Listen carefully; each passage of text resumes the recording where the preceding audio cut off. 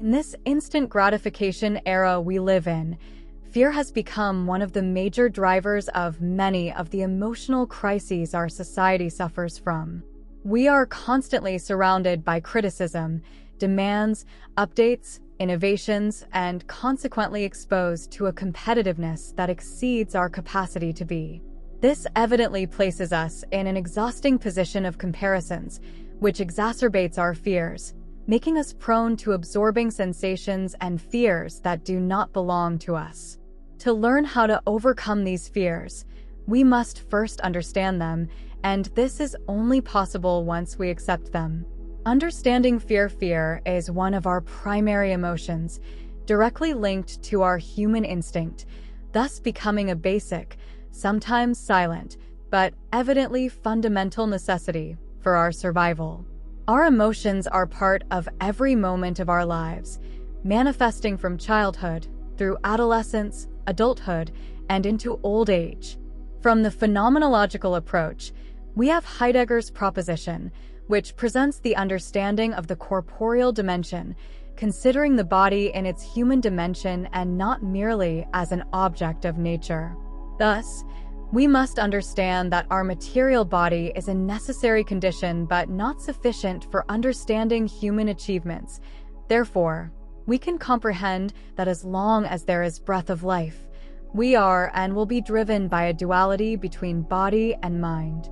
According to Heidegger, fear comprises three existential elements, the in face of which we fear something which assumes the character of a threat.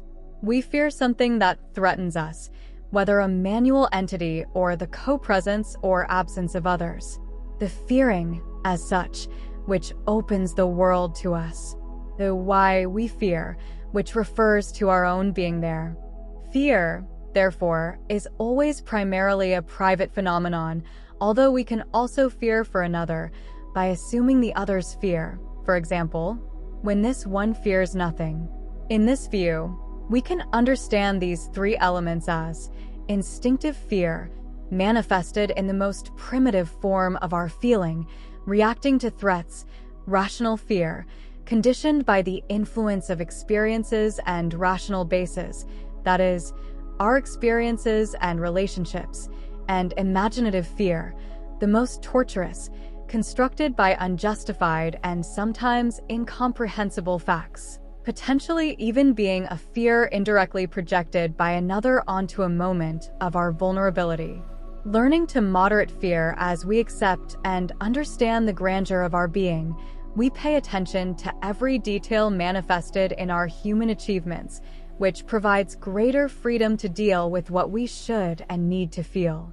Thus, we can consider that our emotions can be our greatest enemy or our greatest ally, depending on how we choose to understand and feel them. Specifically, regarding fear, the energy stimulated by this emotion can either paralyze us or perfect us. It is important to consider that in this second possibility, we can reap splendid gains in our experiences and human relationships. For example, the fear of public speaking, understood as an enemy, paralyzes us, right? Consequently, we avoid environments and relationships that expose us to this risk of speaking, negatively impacting us, as we lose incredible opportunities for improvement, relationships, and experiences.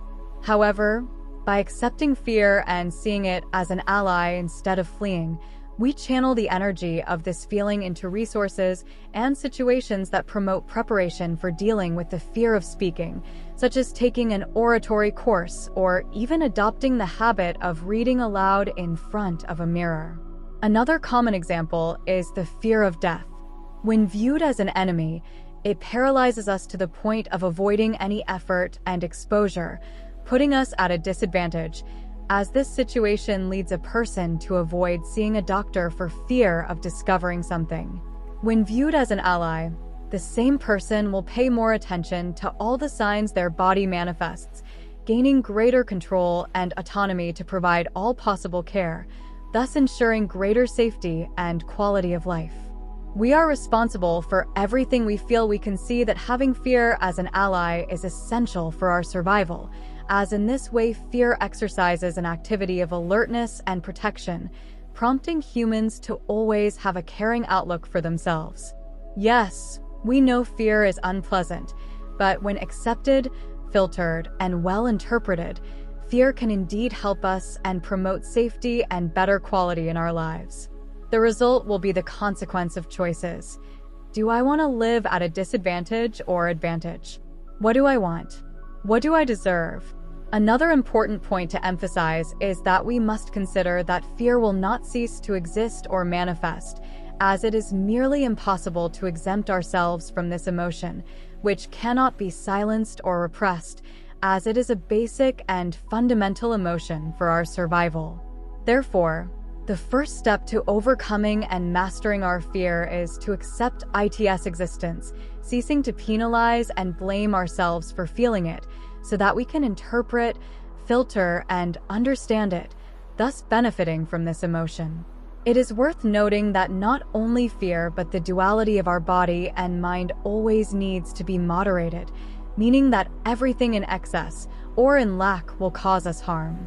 Thus, seeking balance in our experiences is fundamental to controlling and mastering all manifestations of our being. Recognizing our limits and respecting them is the first step to this great overcoming. I invite you to become an explorer of self-knowledge. Ho'oponopono, an ancient Hawaiian philosophy of healing and reconciliation, offers a powerful path to overcome the fears that imprison us. Through a simple and profound process, we can cleanse the negativity stored in our subconscious, freeing ourselves from limiting patterns and opening space for inner peace and genuine happiness. The root of fears, the subconscious memory. According to Ho'oponopono, fears do not originate from external events, but rather from the subconscious memory, a repository of beliefs, thoughts, and negative emotions accumulated throughout life. These memories, often unconscious, influence our perceptions and behaviors, creating patterns of fear and anxiety that prevent us from living fully. Cleaning this subconscious memory, the Ho'oponopono process. Ho'oponopono invites us to cleanse this subconscious memory through 4 simple phrases. I'm sorry. We acknowledge our responsibility for everything that happens in our lives, even if we did not directly cause it. I'm sorry. We express compassion for ourselves and for the negative memories that cause us pain. Thank you. We are grateful for the opportunity to cleanse and transform these memories. I love you. We affirm unconditional love for ourselves and for everything that exists. Repeating these phrases with sincerity and intention, we begin a deep healing process. By taking responsibility for our experiences, we express compassion for ourselves and for the memories that cause us suffering, and we recognize gratitude for this opportunity for transformation. The unconditional love that permeates Ho'oponopono dissolves negativity and opens space for inner peace. Overcoming specific fears with Ho'oponopono. To overcome specific fears, we can direct the Ho'oponopono process to the situation or belief that causes us fear.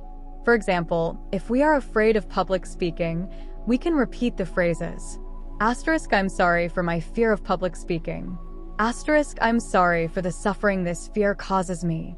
Thank you for the opportunity to cleanse and transform this fear. I love you, and I release myself from this fear. By focusing on the specific fear and repeating the phrases with conviction, we can gradually dissolve the subconscious memory that feeds it, freeing ourselves from fear and opening space for confidence and authentic self-expression. Ho'oponopono as a journey of self-discovery and healing. Ho'oponopono is not limited to overcoming fears, but is configured as an ongoing journey of self-discovery and healing. Through regular practice, we can improve our relationships. By taking responsibility for our projections and cleansing the negative memories that affect our interactions, we can build healthier and more harmonious relationships. Increase self-esteem. By loving ourselves unconditionally and cleansing limiting beliefs about ourselves, we can strengthen our self-esteem and reach our full potential. Attract more abundance. By freeing ourselves from the fears and limiting beliefs that block prosperity, we can open space for financial and material abundance in our lives. By cleansing negativity and cultivating unconditional love, we can achieve a state of deep and lasting inner peace. Ho'oponopono offers us a simple and powerful path to overcome the fears that prevent us from living fully. Through regular practice and sincere surrender to the process, we can free ourselves from the subconscious memory, cultivate unconditional love, and achieve true happiness and personal fulfillment.